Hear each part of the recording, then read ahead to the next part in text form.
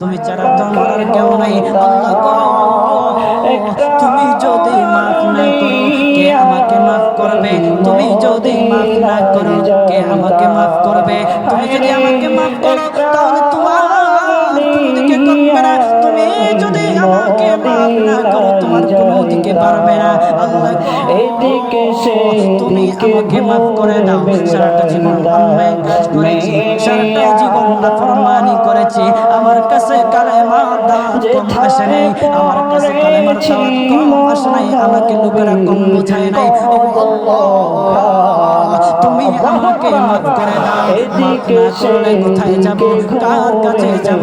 বাবা যখন মারে তখন মার কাছে আশ্রয় নেওয়া যায়, মা যখন প্রহার করে তখন বাবার কাছে আশ্রয় নেওয়া যায়। বাবা মা যখন প্রহার করে তখন দুনিয়ার